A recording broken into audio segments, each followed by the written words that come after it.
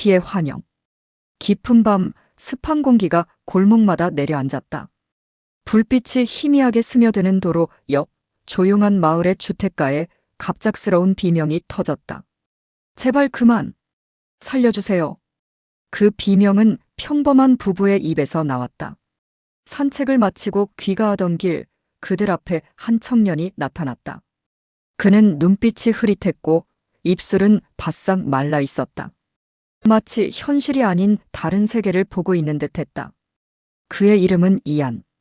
대학을 중퇴한 뒤 방 안에서만 살아가던 청년이었다. 몇 달 전부터 그는 잠들지 못했고 낮과 밤을 가리지 않고 환청에 시달렸다. 의사들은 약을 처방했지만 그는 종종 복용을 거부했다. 약을 먹으면 머릿속의 목소리가 사라지지만 그 순간 자신이 빈 껍데기가 된 듯 공허했기 때문이다. 그러던 어느 날 환청은 점점 명확해졌다. 너는 선택받았다. 저들을 없애야 한다. 그들은 사람의 얼굴을 한 악마다. 이안은 그 말을 의심하지 않았다.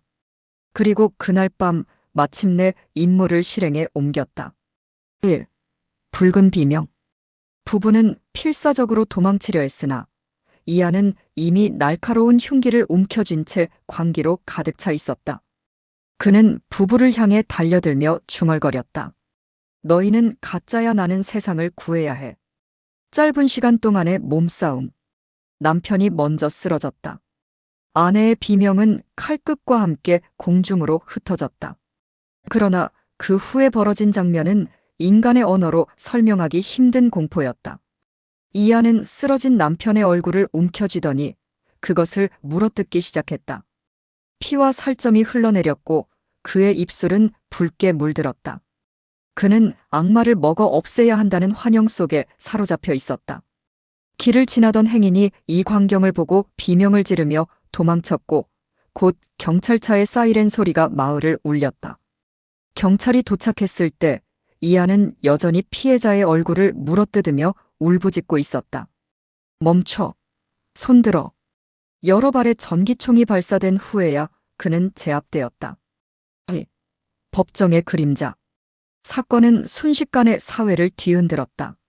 언론은 연일 악마적 살인이라 보도했고 피해자의 장례식에는 수많은 조문객이 찾아와 정의를 요구했다. 그러나 법정에서는 또 다른 싸움이 시작되었다. 검찰은 고의적 살인을 주장했다. 행위 자체가 극도로 잔혹하며 피해자를 무자비하게 공격했고 명백히 살인 의도가 있었다고 주장했다. 반면 변호인은 다른 그림을 제시했다.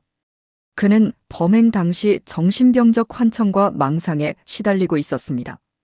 현실을 분간할 수 없었으며 자신이 무엇을 하는지도 알지 못했습니다. 이는 계획된 범죄가 아니라 질병의 결과입니다. 재판부는 정신의학 전문가들을 불러 심리를 이어갔다. 의사들은 그의 병력을 제시했다. 불명과 환청, 피해망상, 약물치료 중단, 범행 전날까지 악마의 속삭임을 기록한 일기. 이 모든 것이 그가 범행 당시 현실 판단 능력을 잃었다는 근거였다. 3. 판결. 몇 달간의 재판 끝에 판사는 무거운 목소리로 판결을 내렸다. 피고인의 행위는 참혹하고 사회적 해악이 크다.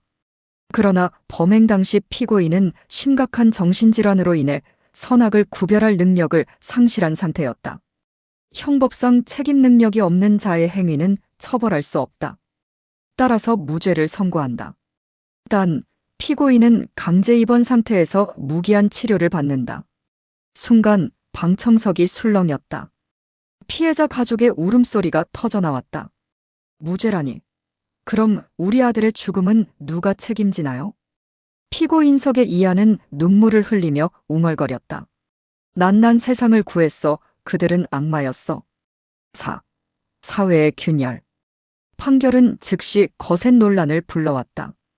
언론은 분노한 피해자 가족의 목소리를 대서특필했다. 시민들은 거리에서 촛불을 들고 외쳤다. 정신질환이 죄를 덮어줄 수 있는가? 살인을 저질렀다면 병이 있든 없든 책임져야 한다. 그러나 학자들과 인권단체는 다른 시각을 제시했다. 정신질환은 범죄의 원인 중 하나입니다. 환자를 범죄자처럼 다루는 건 사회적 해결이 아닙니다. 오히려 예방 시스템을 강화해야 합니다. 논쟁은 법을 넘어 정치, 사회 전반으로 확산되었다. 책임 능력의 기준은 무엇인가? 어디까지가 병이고 어디까지가 의도인가? 5. 끝나지 않은 그림자. 수년 후, 이하는 고위 정신병원에 수용되어 있었다.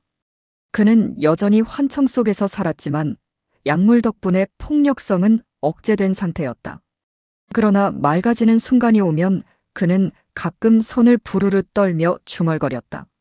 내가 정말 악마를 죽인 게 맞았을까? 창밖으로는 자유로운 하늘이 펼쳐져 있었지만 그는 그 하늘을 끝내 가질 수 없었다. 밖에서는 여전히 판결에 대한 논쟁이 이어졌다. 피해자 가족은 지금도 정의를 외쳤고 사회는 답을 찾지 못한 채 흔들리고 있었다. 그리고 사람들은 서로에게 속삭였다. 괴물은 그 청년이었을까? 아니면 그를 제대로 지켜주지 못한 우리 사회였을까?